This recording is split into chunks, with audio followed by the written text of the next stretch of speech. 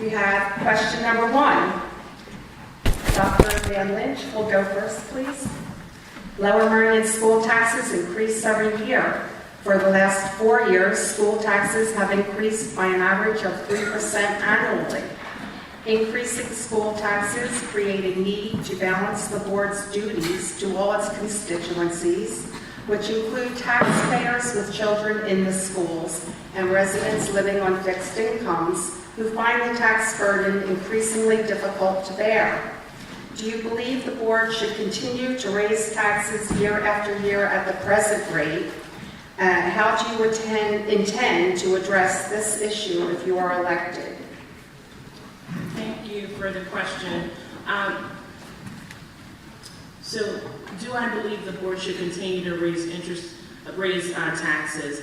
Certainly, if we were not growing at the rate that we are, we would certainly try not to raise taxes. However, the reality is, if we look over the past 10 years, the board has maintained a relatively low tax increase, and we have the benefit of our home values as a result of the fantastic schools that we have. That said, we recognize that only 30% of the population in Lower Merion utilizes schools, and we have a number of our constituents that are on fixed incomes and attend private schools. So I think the challenge is managing enrollment growth and ensuring that we maintain and exceed expectations of the community and the students and families that attend Lower Merion, and the high expectations that we as a board adhere to with regard to our schools. I think the reality is being able to not raise taxes is in an Act 1 environment is extremely difficult, but I think the board works really vigilantly. In fact, when we initially did our budget last year, we came in at 3.81. We were able to look for some cuts in the budget to make sure that we were streamlining areas and came at 3.55. And when we look at what that cost is, it's relatively low given the benefit that we get in our schools. Thank you. The next respondent will be Ms. Fick. Okay. So we can all look around and say, oh, there's nothing we can do. We just have all these mandates. So the reality of the fact is that we can look at things and we can ask our House board representatives to do things for us. So I was sitting in the February legislative meeting that the board had, and we had all of our legislators there. And they know that pensions are eating us alive, and they also know that the special ed mandates and testing mandates are sort of starting to eat us alive. And yet we sat there, and not one question really went to all of our legislators asking when are they going to be trying to address pensions so that we give fabulous, we give a great package to our teachers, but not a package that's going to eclipse our budgets. So the pension and benefits is going from $60 million last year to $69 million. That means we have to find $9 million in this township alone just to fund pension and benefits, and that is not a single dollar going to our children that are coming in for additional enrollment and things of that nature. We also tend to overspend. I believe that we could have had, for instance, our superintendent, who is a wonderful man, and kudos to him for getting $240,000 a year, plus a $6,000 car allowance, plus a 4.5% kicker into his tax-free bond if he does certain deliverables. But he came from a $170,000 salary, and I don't think we need to give him that much. So those sort of little decisions all add up to the way that we could manage our taxes better. So that's all I can say in the time, but there's plenty more to say. Thank you. Next up will be Mr. Federer. I think that when you talk about the budget, first of all, you do have to talk about state mandates. If you look at the budget for this year, all the programs are 1% increase, except for the PESers, the pension fund, the state mandate, which went up about 16%. So that is the bulk of why it came to 3.8%. When you talk about the budget, you have to talk about the programs. You have to talk about what we offer to our students.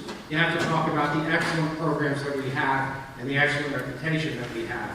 You have to talk about Lower Merion as a destination community where people want to come because of the schools. If you want to cut the budget, you have to cut programs. You have to cut the very thing that makes us great as a school district.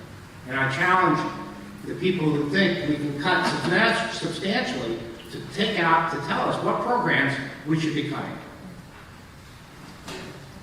Thank you. Next up, Mr. Friedlander, please.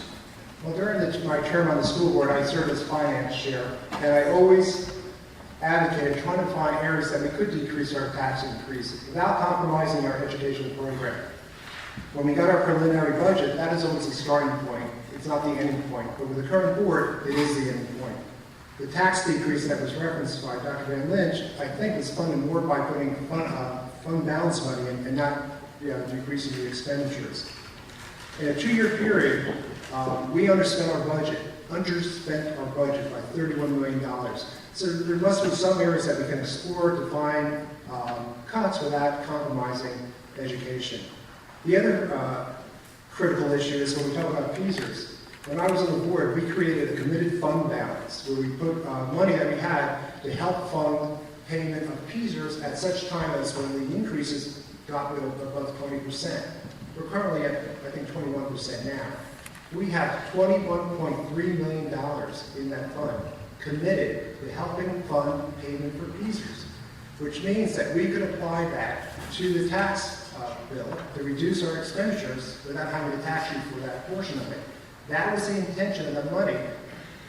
As of this point in time, I have not heard this board come out with any plan indicating how those funds are going to be utilized. And I would hope that they are going to be utilized for their intended use, which is A, to help fund the cost of PSERS, and at the same time, don't put such a heavy tax burden on our community and not compromise education. Thank you. Next up, Ms. Pollard.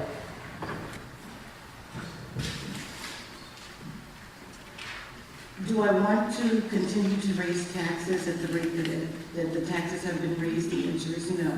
I am now on fixed income as a retired citizen, community member of Lower Merion, and I do not want to see taxes raised. We on the board have done all that we could at the present time to maintain the wonderful programs that we have with the schools and to be able to give our young people the type of education that we are all proud of in this district. People are continuously moving into the district so that they might be able to partake of the public school programs that they have without having to send their children to private school. As we go forward, we are working on ways to be able to look to other ways to maintain the programs that we have without raising taxes. But up to this point, we have had to raise the taxes only, as Dr. Van Lynch said, we looked at it, we came down from the things that we wanted to do and put in place the lowest possible tax increment that we could so that we could continue to give the young people the education and the programs that they have right now to keep us doing the very best that we can for our children. Thank you. Next, Mr. Adler. Hi, okay, so why am I running for school board? It's because I've started to talk to my neighbors, I've started to look at our financial statements, and I've started to see if they say they can't do better, we all can do better. Well, the facts that I've learned are astonishing. We have to run 2 high schools, 2 middle schools, 6 elementary schools, all in, $246 million. That's a big number. But then also the other numbers are even scarier. What do you think the long-term debt of this school board is? For all the capital projects, all the other things, we owe $280 million. These are facts, these are in the financial statements. That's another $69 million of interest payments. Our Act 1 limits our tax increase to 1.9%. There's 2 major exemptions that they can increase it. PSERS contributions and special education if they can't find savings within the budget. So they apply and they get a tax increase. And you all know it. It's gone from 3 to 7 to 10% in some years, in the last few years. Our Lower Merion Township Commissioners have kept taxes flat for 5 years in a row. This board has gone the other way. There are lots of savings. I'll give you just one example in my last 30 minutes. If you have to increase your, if you have $100 million in teacher salary and you have to increase 2%, they just throw in $102 million. That's false. There's teachers who are retiring every year, replaced by teachers who are coming in at a lower salary. So instead of looking at the actual difference in salaries, they just tell you they need 2% more. They sweep it into the general fund, and it's all in the financial statements, but Gary was alluding to earlier. There's $35 and $21 million that just keeps growing every year. Thank you. Last, Ms. Robinson. So we pledge to be responsible with your taxpayer dollars. 87% of our budget is for mandatory payments to salaries and benefits and debt service. That leaves only 13% for everything else, such as laptops, textbooks, buses, after-school activities, sports. Everything else gets into that 13%, and that's a very slim margin to work with. Despite increasing enrollments of 18%, we've maintained tax increases lower than they have been in the last 10 years. As a matter of fact, Gary was on the board when they increased the tax rate by 10%. So we continue to do more with less, and we will continue to search for more possibilities. One of the things that we did do was we refinanced debt to ensure that the lowest possible debt service, saving the district about $5 million over 4 years. We've self-insured our health insurance program so that we're paying based on our own experience ratios rather than paying based on everyone else's. And we've participated in consortium purchases of even gasoline and natural gas so that we can maintain our budget as low as it can be. Okay, question number 2. We're starting with Mr. Adel. Question number 2. Lower Merion Board of Commissioners meetings are broadcast in real time. Lower Merion School Board meetings are not. In the past, school board meetings were broadcast but were delayed. Both high schools have state-of-the-art TV studios, so it would seem that live broadcasting of school board meetings is possible. Do you support the broadcast, live or delayed, of school board and committee meetings as a mechanism to increase transparency and encourage greater accountability? And if so, would you make it a priority to have the meetings broadcast if you were elected? I get that first. Thank you. Whoever wrote that question, thank you. Of course the answer is yes. I can rest now, but let me tell you, we're all running on transparency. We're all running on more information for parents. It's appalling. Our Sunshine Act requires this. People who want to get involved can't get involved. The most important meetings are held when most of us are working parents are downtown. You should be able to see this live. You should be able to see this later. You should be available. This should have been in the Lower Merion administration, but it was great. I was speaking to the guy who's running this. Thank you for recording this for us. This won't even be available until it's edited and available maybe a week or 2 from now. We need more people involved. Thank you all for coming out tonight, but there's a lot of people who couldn't come out tonight who wanted to know, how can I watch this? They wanted to watch it live. They wanted to watch it on webcast. They want to watch it on YouTube. We need more of our people involved, and I am absolutely in favor of it. It will be a top priority of getting this live and available forever.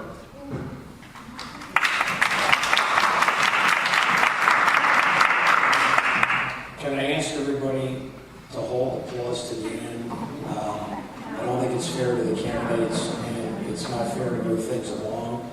So with that said, the next respondent will be Ms. Powell. Do I support our meetings and committee meetings being televised? Yes, I do. And when I was chairperson, in order to be transparent and in order to be able to better have the community educated on what we were doing, when I was chairperson of communications, we alternated our meetings. One meeting is in the morning at 8:30. The next month meeting is at 7 o'clock to give people opportunity, if they can't come in the morning, to come in the evening, and vice versa. We also have started the newsletter that goes out to the community, so that if you are not able to attend the meeting, you have a newsletter that is out there so that you can see what is going on in the in our meetings. If you do not or have not received the newsletter, you can go online and see where when the newsletter is coming out, so that you might be able to utilize that as a means of being transparent, as a means of being able to get the information that has gone forth in our committee meetings and also that has gone forth in our board meetings. Next, Mr. Friedland. One word, absolutely. It stuns me that our meetings are not taped and replayed on any TV station. It is difficult for people to be able to come out at night or even during committee meetings, which are 8:30 in the morning, which is very difficult. Even when I was on the board, it was difficult. And therefore, they're not able to participate or understand what's going on within our district. This board does not, if you watch a business meeting, they don't deliberate at a business meeting. Their business takes place in committee. Critical issues are decided in committee.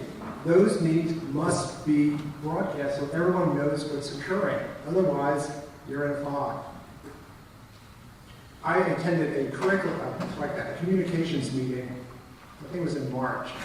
And what was on the agenda? The budget. So I asked, why was a budget meeting or a meeting on the budget being part of a communications meeting? I was one of 2 people in attendance in that meeting. No one else knew what transpired because it wasn't taped and people weren't aware that a communications meeting was a business meeting. It is imperative that everything that this board does, if I'm on the board, that it's going to be broadcast. So if you can't make it, at least you know what's occurring. And I want to go back to that last question because the reference was made to the 10% tax increase. That was done in order to enable us to build 2 new high schools. That was the critical year in terms of debt borrowing. And the reason tax increases are lower than they were in prior years was due in large part because of Act 1, where they're capped at anywhere between 1.7 and 1.9%. Okay, thank you, sir. Next up, Dr. Van Lynch. Thank you for the question. I agree and would support broadcasting. I want to talk about how we do ensure that information regarding board business meetings as well as committee meetings get out. For the past 2 years, we've used a system called Board Docs, where all of our agenda, presentations, etc., go onto Board Docs that the public has access to immediately following the meeting, and if not, certainly within 24 hours. In terms of live broadcasting right now, we do videotape our business meetings. We also have our committee meetings, which can be somewhat difficult for the public to attend. We recognize that. So part of the administration's and board commitment to ensuring that information was forthcoming to the public was around Board Docs. And again, to Mr. Freelander's point, we do our business around the major decisions in committee meetings. However, we're extremely transparent. In fact, I would argue that this board has been quite transparent in terms of the kinds of work that we do. Back to the point with regard to the budget conversation being added to communications, it was an additional budget meeting, and it was publicized. We publicize our meetings at least 2 weeks in advance, and typically we have the calendar the full year. So I beg to differ that we're not letting folks know. There is a cost associated with live streaming. The administration has been charged to investigate that, and the board will certainly support it should it be affordable. Thank you. Thank you. Ms. Fink? Yes, absolutely. I mean, good government doesn't work, democracy doesn't work without as many people as possible knowing as much as possible. So the way it works in today's society is really video. The Board Docs I don't find very useful. I go in there, try to find stuff, I get all, I don't find that as useful. If I'm going to get onto that computer and I'm going to pull up the video of an 8 p.m. meeting, I find that more useful. Now, of course, those meetings tend to not discuss very much.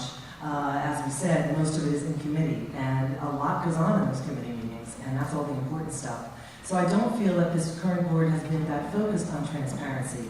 I just don't think it seems to be as important to them, or else there would have been a broadcast. So I full-heartedly support a live feed, and if that's not possible, then a small delayed feed, so we can really be aware of all the different elements that are going on in our school district at any time.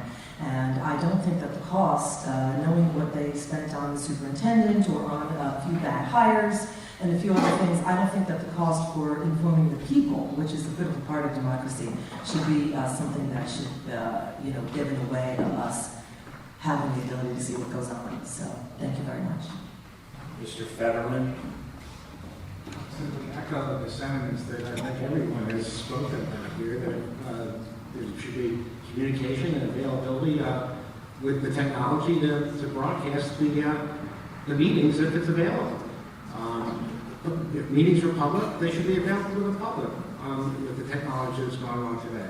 We don't know what the cost is, and that needs to be determined. I think Dr. Van Lynch said that they're exploring it. So there you have it. And right now, the meetings are all available, at least the business meetings are available online on the board website.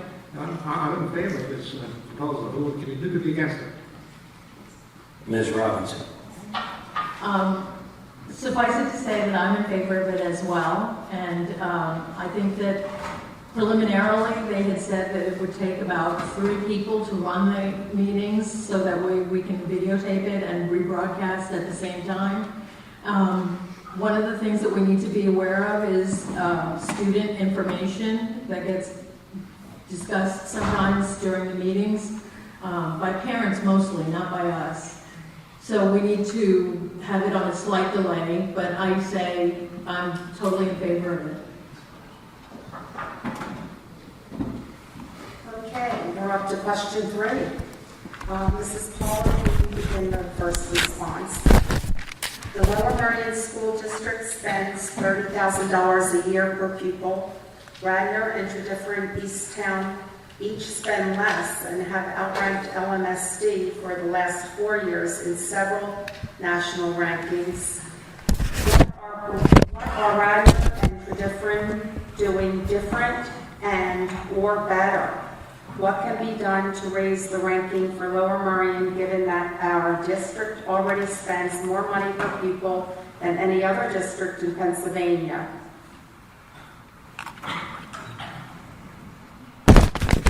Well, when you talk about rankings, it depends on which ranking.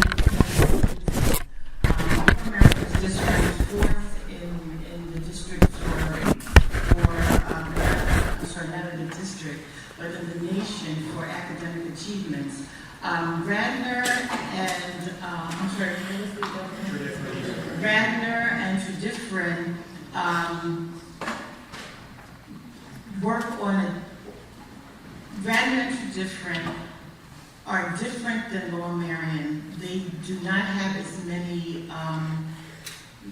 classes and as many activities and extracurricular activities as Lower Merion does, and we tend to want to be able to give our children everything which I think they deserve, and even adding things to our AB courses and making sure that each one of our children each one of our schools are having the same types of courses and not being shortchanged in any instance. So therefore, we at Lower Merion are giving more of an opportunity to our children and keeping it, and even though it appears that Tredyffrin and Radnor are doing more with less, we at Lower Merion are actually doing more with less, giving our enrollment growth and the things that we need to do to keep our children the best that they can be. Thank you. Ms. Fink? Okay, so I have a sister whose daughter is in TE, and I've had many friends that are in TE, and there are differences in our school district. We do offer a lot more programming and various things, but I think the question is, why are their rankings higher? So I'm going to address that, because we certainly spend the most in the entire state at $30,000 per year per child, so I don't think throwing money at it is going to improve it. I think we have to have a more diverse board that's a little bit more dynamic about how they approach education. I think we have to do, I liked what I heard from the current superintendent when he talked about metrics. You talk about all the different things that you add in for remediation, all the different elements, and then which ones really are working. So one thing that I have on my radar, because I have boys, I have 3 boys, is that if you read and read and read about boys all over the country, they consistently underperform girls. They just have, and they always have. And a lot of the current data is showing that they always have, even when we thought they weren't. So why are we not being more gender sensitive to boys and to get them up to the average girls? So that is one of the things. And I want to be able to use the metrics, such as adding more phonics in, things that we know seem to work with a lot of children, especially in reading and language arts. So that's actually a really big conversation on how to improve our rankings, but there are definitely things that we can be doing, and I don't think we should just be focusing on what we can throw money at. I I think we have to be a little more dynamic about the people, the teachers, and those CP courses. My goodness, sometimes there's a dramatic difference between what goes on in CP courses and the honors and AP. And you don't hear a lot from those children in CP because they're not as academically motivated. I'm sorry. I'll stop. Thank you. Ms. Robinson? So, in terms of money, you're absolutely right. We shouldn't just throw money at the problem and see what sticks. We are doing things like improving student scores on PSSA exams and SATs by providing remedial help for them after school for 3rd through 5th graders. We've started a program in the last 3 years. It's 3 years old now, and it had an incredible impact. We're also providing an SAT course and providing for Princeton Review and, I forget the other name, Princeton Review and after school. So we are working on improving scores. However, we certainly aren't lax in our scores at all. We have National Merit Scholars that are in the hundreds, and we need to continue to improve. Thank you. Mr. Freelander? I support dedicating the resources to our children, and I do understand that we have a higher budget than the surrounding counties. So the issue to me is, in response to the question, is if we commit more dollars to education, why are we being outperformed by our surrounding districts? So I like to take articles from papers, and I always put them in a file, and I can use one. So on July 27th, it was noted that Conestoga, TE, was ranked number 2 in the nation. We're 28. And this was by bestcolleges.com. Unionville, which is in Kennett Square, is number 13. We're 28. Then U.S. World and News Report, in their rankings, had New Hope, Salisbury, 2. Radnor, right next door to us, 5. Great Valley in Malvern was number 7. And Harridan was 16, and Lower Merion 18. So the issue is, can we do something better? Do we need to maybe communicate with the other districts, find out what they're doing, which allows them to be rated higher, and maybe explore changes to our curriculum? Are we sitting on our laurels? Do we need to be more creative? And that's what I would advocate, because it makes sense to me that if we're committing these resources, that our ranking is not as high as our surrounding districts that don't spend as much as we do for our students. Thank you. Dr. Van Lynch? Thank you. As an educational researcher, I know methodology and research design can be built to make an array of arguments. The number that was presented, $30,000 per child, is not accurate. I researched that number. The money that goes directly to students for education, curriculum, and materials is somewhere around $19,000, $20,000. So I wanted to speak to that. Secondly, we were just ranked, I believe it was 4 by the niche researchers who said Lower Merion School District, and I believe it was Lower Merion and Harridan was ranked behind, was at the top, in fact, higher than the schools that were recently named. What I want to say in terms of the success of our district, one is we're an extremely diverse district. The districts that we're being compared to are extremely homogeneous if you look across the demographics of these schools. If you also look at both Conestoga and Radnor have 1 middle school and 1 high school. So from a financial perspective, there's an issue. But in terms of diversity, we offer amazing special education services. We have an extremely diverse community, which is why a number of residents want to move into Lower Merion. They don't want a homogeneous community to raise their children. When we talk about innovation in terms of curriculum, we have our strategic plan all forward that this board supported and is behind in terms of improving. But year after year, I gave the commencement speech this year. We have tons of National Merit Scholars and students that attend the best colleges and universities across this country. So I think we're doing quite well. Thank you. Thank you. Next up is Mr. Adler. I think that question is a great question. It also includes some assumptions I'm not sure I agree with. I don't really put a lot of stock into rankings. I think we're doing okay. I think we're going in the wrong direction, and that's why I'm stepping up to run. I want Temple Owls to be ranked in the top 25 of the football poll, but other people don't agree with me. What I think the question gets at is, do we think that throwing more money at the problem is going to cause greater rankings? I think that is not a correlation.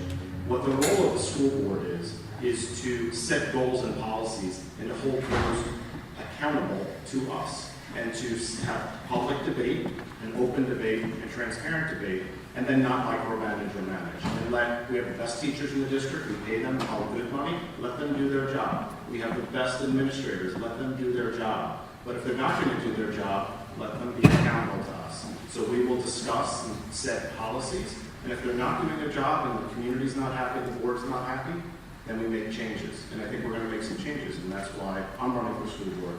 And I think that this slate over here that I'm running with will make some changes on the school board and hold those accountable who we believe are taking the school district in a declining way. And Mr. Fetterman. Thank you. I don't get this question.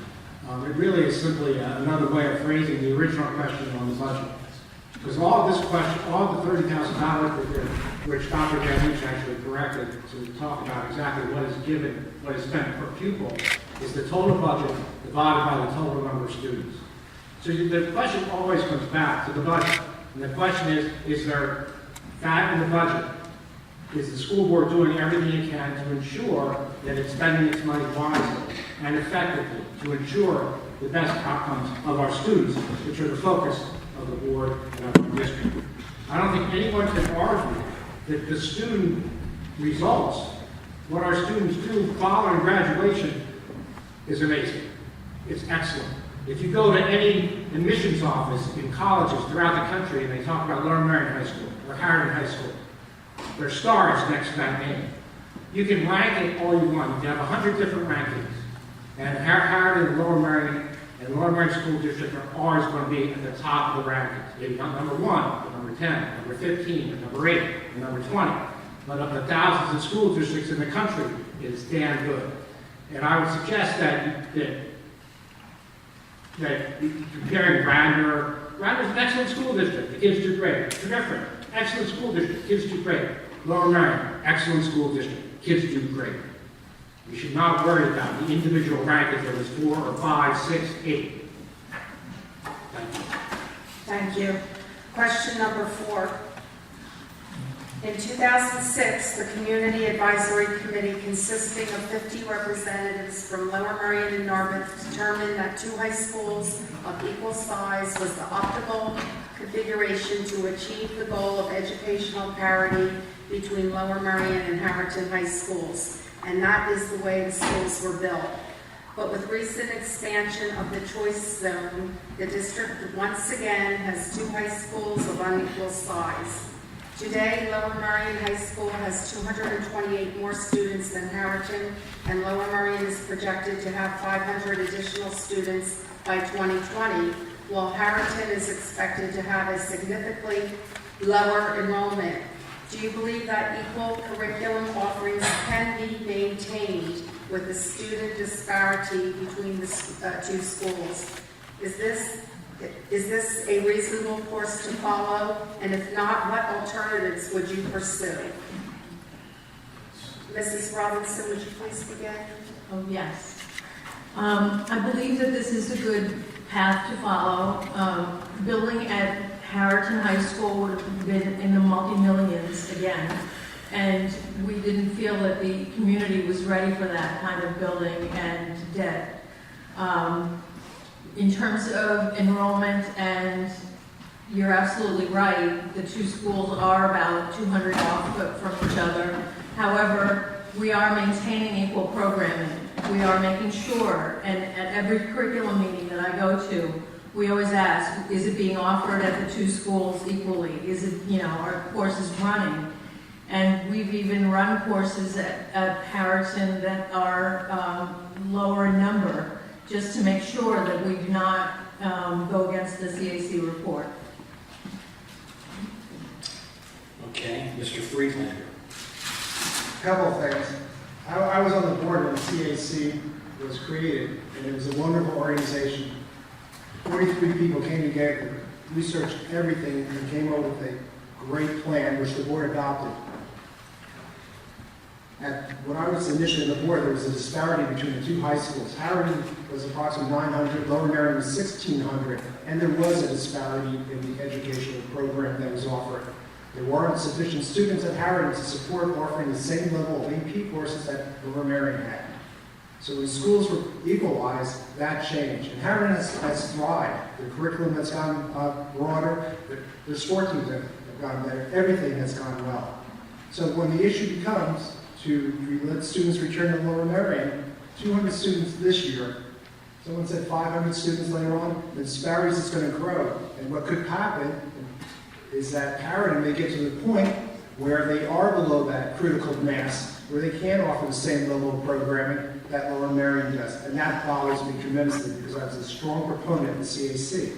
In terms of what Mrs. Robinson said, in terms of multi-millions for Harriman, not necessarily true. The cost differential there was a cost differential, but under the plan, the addition was to be part of the existing structure as opposed to making students leave a building and go to another building. And as I've been reading in terms of the cost of the Lower Merion site, costs keep escalating as they try to find bus properties, as they try to relocate people off the property, and now they're in the process of renovating the DAO building. So, Mr. Fetterman? Yeah, thank you. First of all, I think it's, we're in the midst of an unprecedented growth of the student enrollment at Lower Merion. The reason the disparity between Lower Merion and Harriman is not due to the expansion of the choice zone. The expansion of the choice zone accounts for very little of that growth.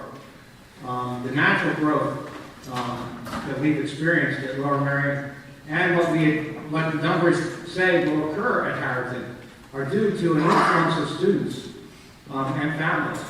A reduction in the number of families that are going to private school. A number of factors are contributing to this.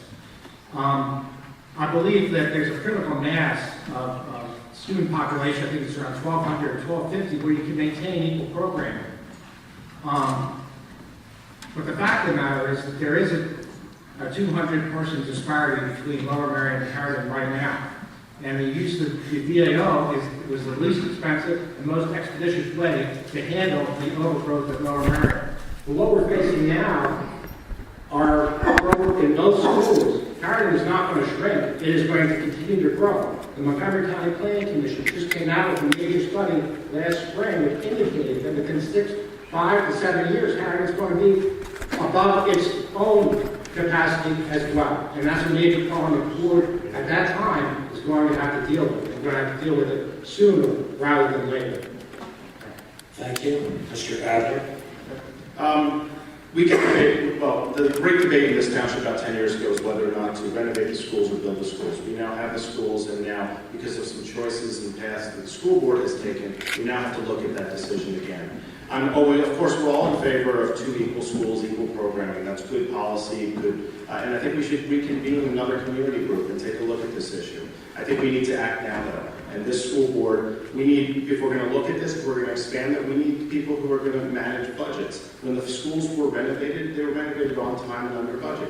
Now this school district has undergone capital projects where they put out a do not exceed bid. They come back with numbers that all exceed the do not exceed bid. And in committee meetings, they decide to approve it anyway. This is not fiscal management. And we need people on the board who are going to look at the issues, convene the right community groups, get the right information, and make the right decisions. And I believe I possess that. I believe we possess that. And we're asking for your vote to allow us to have another voice on this board so that we can express the support and the votes of the community groups. You're on the front lines again, and all you civic association people who are active in zoning. This is an example of where also there's a lack of communication between the policies of our well-meaning Lower Merion commissioners. But when they improve new buildings and new houses, that has a ramification on the school board.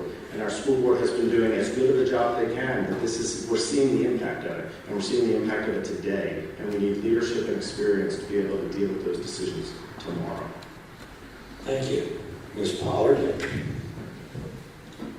when the two high schools were built with they were built for equal size, they were still, when they were built, did not have equal size. With the influx of our new families and more residents coming into Lower Merion, when we looked at the statistics and the enrollment that was coming up, we chose to open up choice so that we would have a chance to look at what was going to be going on in 8 years from the time we began in 2014. We did not want to be able to have another redistricting that was ugly and nasty, so we chose to, so that we would not have to redistrict at that time, we chose to open up choice. The statistics show that Harrington, as the enrollment continues to increase, will meet and maybe even exceed the enrollment that we have at this particular time. We want to be able to maintain all of the classes, and at this particular time, as Mrs. Robinson said, whenever a curriculum is put together, we make sure that each one of the high schools and all of the elementary schools are able to have the same type of education and present the same type of curriculum in each one of them. Thank you. Ms. Fink? So I am a big, my philosophy is I think we need to listen to the people. And if we had a very diverse and very involved group that did the CAP report and the community as a whole in a very excellent way, with very excellent data, decided to go with 2 equal schools, I would respect that decision and follow 2 equal schools. I don't think it is necessarily a board's place to decide that we're just going to randomly change that big study and go ahead and increase the population at Lower Merion. It is increasing, it will increase, and it is going to suck students away from Harrington. No matter what you say today or tomorrow or next year, as soon as you're at a certain disparity where one school is much larger than the other, all the programming does start moving to that larger school. There's no way you can keep that snowball from happening. So I am very, very supportive of the community when we do a thorough, detailed, and very respectful process that they had with the CAC. And if that's the decision, then we keep that decision in place and we look at a way to keep it. Plus, I'm a little worried about the Lower Merion site being a little overwhelmed. I think we need to be a little bit better of a community neighbor for the Lower Merion neighbors because they are going to be overwhelmed and it's happening already. So we need to seriously look at 2 equal schools or rather keep our 2 equal schools policy. That's how I stand there. Thank you. Thank you. Dr. Hamlich. Thank you. What was promised from the CAC report was equal programming for schools.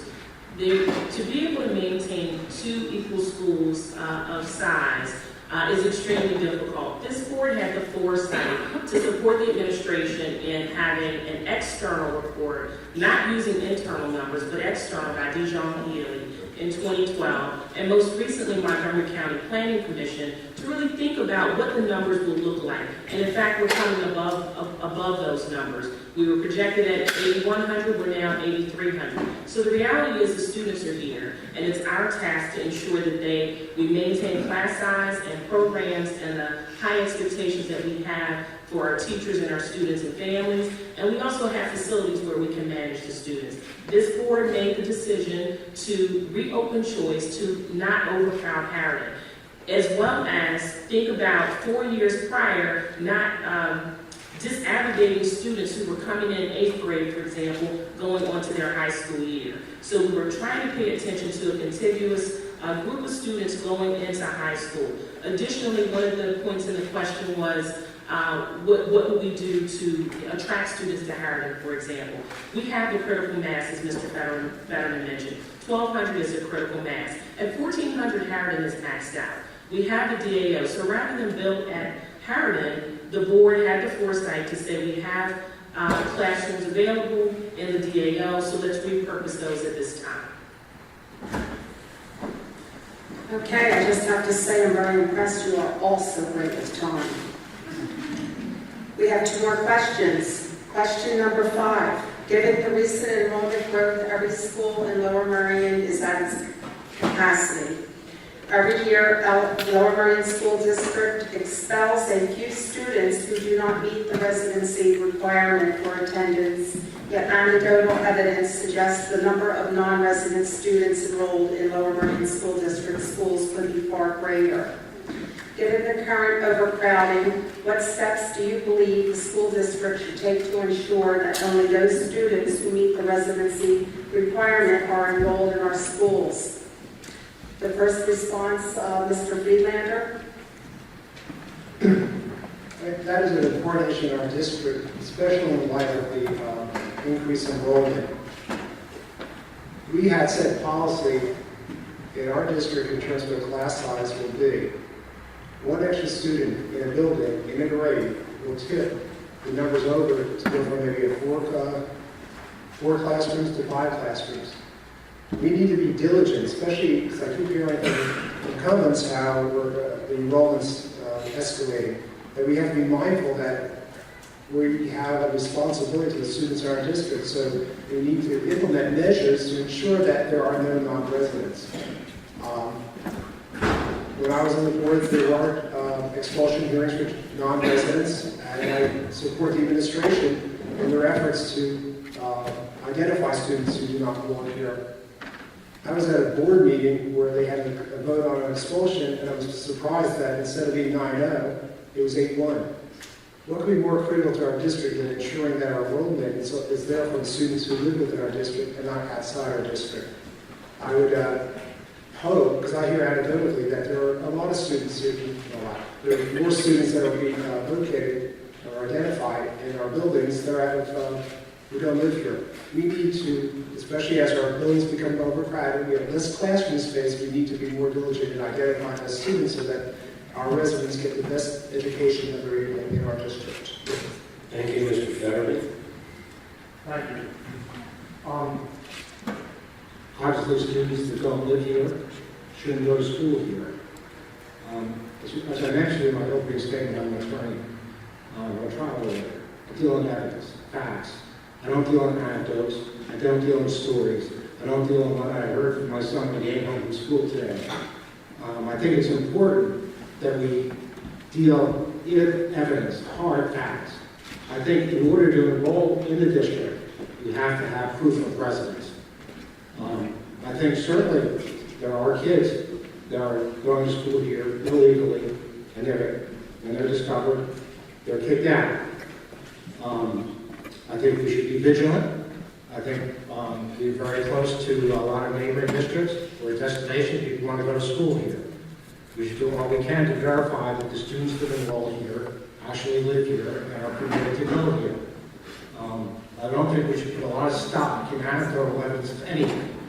I don't do it in my career. I don't do it in my job. I don't do it on my career. Thank you, Mr. Adler. I agree with what's being said here. This doesn't seem like a controversial issue. We're paying a lot of taxes. We want the best schools. We're experiencing overcrowded schools, and if there are people who are cheating the system, we need to find out who they are, expel them, and the law actually gives us the right to then invoice them and to try to collect. I wouldn't spend a ton of time and money trying to invoice them. We want what's best for the kids.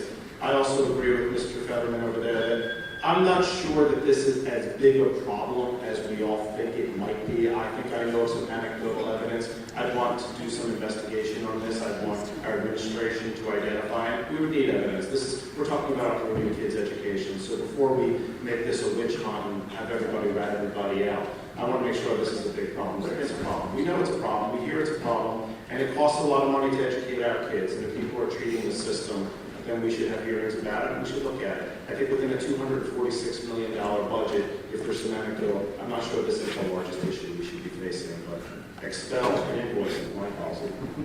Thank you, Dr. Van Lynch. Thank you. The district has a residency support specialist, more than one, I believe, that pays attention to registrations and the students that are in our schools. We have a robust registration process where I remember registering my now first grader when he was going into kindergarten, and it had to have been 25 pieces of paper that I needed to produce to ensure that we were residents of the district and that he was eligible to be enrolled in schools. the rest of the panel, I don't see this as a huge issue. The board is called upon to make decisions, and I know certainly I do, agree with what the administration presents to us as well as our solicitor's office. The other piece I want to add, though, we need to maintain the dignity of the children that may need to be expelled. These are children, and their parents are making decisions that may not be right and may not be, we may not agree with financially, but the reality is we still should maintain that dignity. And I think this board has done a nice job at thinking about what does that look like in terms of expelling students, and how do we ensure that students aren't ripped out of classes and their parents embarrassed in front of their peers because they chose to come to Lower Merion, and I don't want to say illegally chose to come to Lower Merion. Who wouldn't want to be in Lower Merion? But I certainly do agree when we're approached by our solicitor's office when expulsion hearings come up. Thank you. Ms. Fink? Yeah, I basically agree with the panel here and everybody. I think everybody knows Lower Merion schools are for Lower Merion residents. I think what gets caught up in the pie here, I'm not going to reiterate what everybody said, is that I do personally have a couple of realtors that are friends, and they do have people that they have found at Park and School or things of that nature, because they're going to divide and conquer. They're going to bring their special education child here with the mother or the father. They're going to live here 5 days a week and commute from there, and then they're going to go back to Jersey or wherever else, and they're going to spend the weekends together as a family. So I do actually have quite a few stories like that, especially from realtors, if you start to click into the realtors about what's going on. And people are very worried about the 2,000 units that are being built by the commissioners have approved 2,000 units. And so that is coming into play. So I think it's just sort of this big ball of wax about, now of course that person who rented is not doing anything illegal. They're allowed to rent, and they're a resident, and they're allowed to put their child in school. But I do think it is sort of a bigger ball of wax about how our township is being used and whether it's being used ethically, and we just have to stay on top of it. But yes, I agree, if we find anybody who should be expelled, I think we expel them when we do build them, when we ask them for the money that they took, because if we don't set an example and we just let them walk away, then there's no pain and suffering associated with having done what they did, then who's going to keep other people from doing it? So that's how I feel. Thank you. Thank you. Ms. Robinson? I agree with the panel that we should expel students who do not reside in Lower Merion. I think, again, I agree with Dr. Van Lynch in terms of maintaining dignity and realizing that we're dealing with children as opposed to dealing with the adults. We do deal with the adults differently. And we also, even during the summer months, when people take travel arrangements or make travel arrangements, we're looking towards maintaining their residence during those months as well. So we do keep track of what's going on, and it is a robust process. Thank you. Ms. Pollard? Again, I agree with the panel, and I do believe that when we find instances where people are in Lower Merion and they're in illegally, I agree 100% that we should give them the opportunity to either find rental space or buy, and if they have come here illegally, in hopes that they might be able to find them rental space or be able to purchase a home. And I believe we should not be able to again, allow them to stay here, but allow them to, please forgive me, we should be able to let them know that even if you're looking forward to renting or looking forward to purchasing, it is illegal for your children to be here if you are not legal residents of Lower Merion. Everybody wants to be in Lower Merion. Many people want to be in Lower Merion for special education services and for other services. And we should, if they're here illegally, we should have them removed from our system and be able to pay for the time that they were here when their children have been educated here. Thank you. Thank you. You ladies and gentlemen doing such a great job staying with the time frame that we're going to get one more question here and then we'll go to the closing. So, last one. Okay, we got question 6. What are the cost implications of full-day kindergarten? Given these implications, do you believe the district should provide full-day kindergarten? First response will be from Mrs. Fink. Okay, so kindergarten. So a lot of people in this township want kindergarten. There's a lot of people that want kindergarten. I would like to see kindergarten. Now, that doesn't mean that we have to do it or should do it. But we have 500 school districts in Pennsylvania. 387 of them have full-day kindergarten. And most of those 387 spend half of what we spend per year per child on educating their children. So how are they doing it? So I think we owe it to our community, and we owe it to our parents, and we owe it to the children of this community to do a serious study as well, and look at how we could offer full-day kindergarten. And I know some people have also been concerned about how full-day kindergarten is going to be stressful to their children because they believe it's already way too much. First grade has already become a whole lot more rigorous, and maybe playtime and half a day off is fine. We can analyze all those things, but I believe if the community really wants it, then we should seriously look at it. And so my proposal, or my ringing bell for kindergarten is that I think we should seriously look at it. We spend the most in the state and we don't have it. I think we should look at it. And if we decide as a community not to do it, then we won't do it. Thank you. Thank you, Ms. Pollard. We have been asked to have a full-day kindergarten for a lot of our residents here. One of the things that we have looked at is space. Where would we put an all-day kindergarten? At this particular time, we just don't have the space to put an all-day kindergarten. And as we go forth and we look at other alternatives, at some point we may be able to do it, but right at this time, we just don't have the space. Mr. Freelander. The way I was trained to explore issues is as follows. You identify what the issue is, you then explore what the different alternatives are, including cost, and then you're able to make a decision.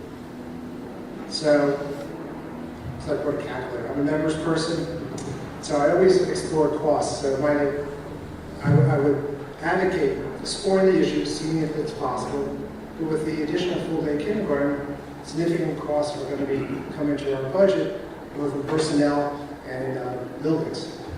Also, in an Act 1 environment where you're capped in terms of when you raise your operating budget at 1.9%, it makes it extremely difficult. But with that said, it shouldn't cut off the discussion. It should always have a discussion. Any decision must be made first with understanding what the cost implications are going to be for that decision. There have been prior decisions by this board where votes were prepared to be made without ever acknowledging or exploring what it was going to cost, and that is the wrong way to address an issue. That is not the way I would address it. So, if I remember when I was on the board, I turned 60, so I don't remember a lot. But we do have kindergarten for at-risk students, so maybe we have something of a model that can be explored, but I think it would be difficult. Thank you. Ms. Robinson? We have opened up full-day kindergarten for a small group of students who have been identified as needing additional guidance and additional support. So we feel that we are at least taking steps to improving the full-day kindergarten issue. In terms of offering it to everyone, we would have to look at space requirements. It would increase the budget by about 18 teachers, and that would be significant. That would be well above the 1.9% Act 1 cap. So we'd have to look into that. But we would obviously have to discuss it with the community and come to a conclusion. Thank you. Mr. Adler? I've been discussing with the community, I discuss it with all of you, I discuss it on the soccer fields and at the pools, and as we get into an environment where our kids are going to preschool and then they have a half day for kindergarten, it's something I strongly want to look at. It's something I strongly support, but I'm going to do it in a reflective way and look at the numbers and look at space and find a way to do it, because I think that there's almost every district around us is finding a way to do it. We have a $246 million budget. We spend $33,000 per school. If it's going to add a little more to the budget, I'm going to find other ways to cut the budget. But I think this is a priority for our schools. From the real estate work I do, I know families are making a choice to buy between Lower Merion and surrounding districts and going to surrounding districts because they offer a full day public education for their kids in kindergarten. I think we can find a way to do it. I think as a community we can strive to do it. And if there's space issues, we can find a single building. There's lots of ways that other schools have done it. I've been studying this issue personally and talking to a lot of people over the last few months. And I strongly support it. And I think working with our school board, we're going to find a way to do it. Thank you. Dr. Van Lynch? Thank you. As a parent of a first grader, I would have loved full-day kindergarten. Our children have been in full-day programs since they were 18 months. The cost implications are large, and even more so the space implications. Right now, our elementary schools are bursting at the seams, and we're having conversations now how to best service the students that are in our buildings. Ms. Robinson and Ms. Pollard spoke to programs that we have instituted around supporting our neediest students who may not have the opportunity to go to an MELC or Explorers or some of the other additional half-day programs across the area. That said, I think it's worth a conversation. I think the process we use with the strategic plan with 70 district stakeholders, teachers, community members, board members, etc., would be a nice place to start the conversation. What would be critical, though, is to listen to the professionals in terms of what would that look like.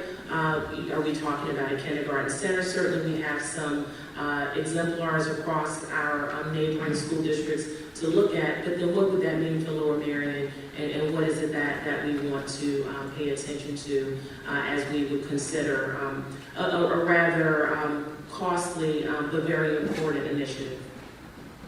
Thank you. Mr. Fetterman? Thank you. I don't want to repeat what's already been said. When I moved here 20 years ago, I didn't have kids at the time, but I was really shocked and surprised that there wasn't full-day kindergarten here.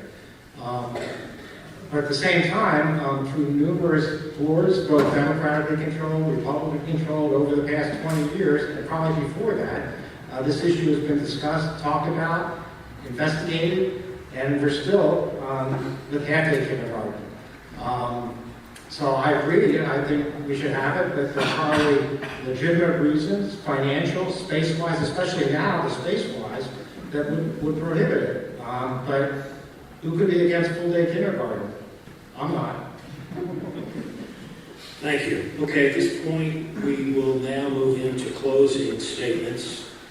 And we are going to start at the other end of the table for the closings with Mr. Friedlander. And the closing statements are 1 minute, not 1:30, folks. So watch the song. When you're ready, start. When you're ready. Lower Merion School District is at a crossroads. The current board has embarked upon a course of decision-making which has placed the district at risk. Many of those decisions will hinder the district's ability to maintain a high-quality education. These incumbents chose not to hire Dr. Mercier as superintendent despite his outstanding and lengthy track record of the district and the great support he had with administrators, staff, and community. I believe that a do-not-exceed budget is a promise to our community. These incumbents accepted a bid for the Welch Valley project, which was $1 million greater than the do-not-exceed budget. The board lacks transparency and accountability. There was effectively no deliberation on important issues during monthly board meetings, and the board makes its decisions on critical issues at committee meetings, which are not televised and held during typical work hours. These are just some of the many issues that I have with the board. It is important that we elect people to the board who have the skills and expertise to carefully and thoughtfully steer the district in the right direction. As I demonstrated during my 12 years on the board, I possess those skills, and that is why I run for school board. Thank you. Next. Thank you. I want to ask you, do you have the best board that you can get right now? Are these the people you would trust to manage your personal $250 million corporation? Do the 9 people on the board have the right skills? Does this board have great leaders and push our legislators in Harrisburg for the change that we need in Lower Merion to support our schools? Right now, this board is one political party, all Democrats. There is little constructive discourse. Great democracy doesn't work without 2 robust parties. It would be best to sprinkle in a little bit of the other party just for checks and balances. This board represents the entire township, and yet really there's no real representation of the western side of this township. The board works for you, and yet they tend to be, I think, a bit secretive and really not interested in incorporating your input into their governance. If you vote for me, I promise to do a very good job. I will maximize each dollar and with a keen eye on excellence education. My kids are here. I have skin in the game. My biggest investment here is my home. I need the schools to be great for my children. I need them to be great for me, and I need them to be great for my property values. I hope you will vote for me in November. Thank you, everybody, for being here. Again, my name is Michael Adler. I'm running for school board because I believe we need some skills and experience in budget and transparency and construction, and I possess all of those. I do those professionally. I'm going to give up a lot of my time. I have 2 kids in the schools. We're going to be here a long time. I have a 5th grader and a 3rd grader. I'm investing my time in the school board. I'm investing my time in the kids in the community. I've served this community for the last 15 years. We need a fresh look. We need a new voice. If you think that things are going in the right direction, then I encourage you to vote for the current school board. If you think we need a new look at this and a board that's going to be open and transparent and on TV and listen to you and open and engage the community, then I suggest that you vote for me and our slate. And on November 3rd, I ask you to add Adler and think Fink and Friedlander to the school board. Check us out on our Facebook page, Friends of Lower Merion Schools. We posted a lot of statements up there. Please engage with us online. Thank you for being here. Thank you. Next. I want to thank everyone for coming out on a school night. I'm Sue Robinson, a member of the school board, hoping to continue to lead the Lower Merion School District into the future. I would like to focus on the upcoming important issues, including Common Core implementation and exams, superintendent search follow-through, labor negotiations follow-through, strategic plan implementation, and managing enrollment growth issues on all fronts. I hope you agree with me when I say that a seasoned board can help lead this Lower Merion School District into the future. I'm Sue Robinson, and I humbly ask for your vote on November 3rd. Next. I would like to thank the 5 civic associations for the opportunity to come before you this evening, and I thank everyone for coming out to enforce this forum. I have always tried to be a good listener, show compassion and respect in everything I do. I believe these traits are especially important for a school board director. As we begin to implement our strategic plan, I look forward to holding on to those things that are good about our district, removing those weights that would hold us back, and implementing those things that will keep us moving forward and keep us the good school district that we are and make us the better school district that we can be for all people. I thank you in advance for your endorsement so that I can continue to be a voice in our community for those that are underrepresented and a catalyst of respect for this entire community as we move forward together. Thank you. Next. I too would like to thank everyone for coming out, as well as the civics, for putting on this forum. It's, as a participant, it's never easy to sit before an audience of such well-informed constituents and answer difficult questions on important issues in such a short period of time. If anything, I hope that my passion for public education, my analytical approach, my abiding concern for open, transparent decision-making, and my core belief in fundamental fairness, justice, and equity came through. We are facing challenges of unprecedented enrollment growth, the implementation of the Common Core curriculum, an avalanche of state-mandated, high-stakes testing, tight budgets, and an environment in which public education itself is under attack. We have a strategic plan in place which is a blueprint for the future continued success of our schools in the face of a rapidly shrinking world and growing global economy. And it's an exciting but difficult time. I believe that student achievement goes far beyond the results of standardized tests. The measure of student success and excellence in our schools always has and must continue to incorporate creativity, critical thinking, grit, determination, teamwork, and a love of learning, which our students can carry with them into the world, in which they do. We have excellent schools, and I pledge to maintain them that way. Thank you. Thank you, Dr. Andlich. First, I would like to again thank the Civics for hosting this evening. I'm before you as the president of the Board of School Directors asking for your support to elect me to a second term.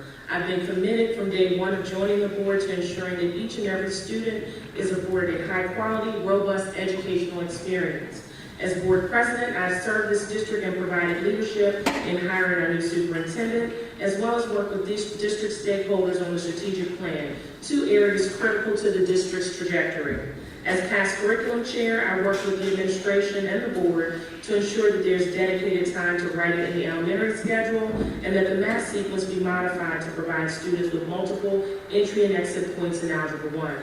I've kept all students and families in mind, from the high flyers to the struggling students who may need a little help finding their way. I've also considered students' holistic needs and the co-curricular programs that provide our students with a well-rounded educational experience. I've maintained my commitment to be a good steward of your tax dollars while balancing the need to ensure that we maintain and exceed educational expectations. I ask for your support of my candidacy, as well as that of my Democratic colleagues, to continue to work with this board with fidelity and compassion. I commit to continued excellence and proven leadership on the Lower Merion School Board. Thank you. Now I am going to, as a matter of courtesy, read a statement submitted by Diane DiBonaventuro, who was unable to be here tonight. My name is Diane DiBonaventuro, and I am the longest-serving member of the Lower Merion School Board. I bring 16 years of experience and institutional memory to the position. I also bring an open mind, independent thinking, and a problem-solving approach to my service on the board. I believe that we as board members have an obligation to our students to provide a top-notch educational program and responsibility to our community to be fiscally accountable. There are two questions we should always ask when making a decision. One, is this in the best interest of our students? Two, is this a wise use of our money? In choosing whether to vote for me, I suggest you look at my record and that you ask around. I think that you will find my reputation as one of being fair, thoughtful, and curious. I ask a lot of questions, and I make sure I understand an issue before I vote on it. I'm not afraid to push back a little to make sure the decision is right. Thank you for coming out tonight. Your interest in our schools is one of the reasons we are the top school district in the state, and we want to stay that way. With your vote, I hope to be able to help. That is again Diane DiBonaventuro statement. Now, Joan will close the meeting. Okay, we just went to civic associations. Again, we'd like to thank you for taking all this time out of your busy schedules and coming and participating in this forum tonight. We are very lucky, our community is very lucky to have such terrific people willing to serve the community. Thank you so much, and thanks everyone for coming.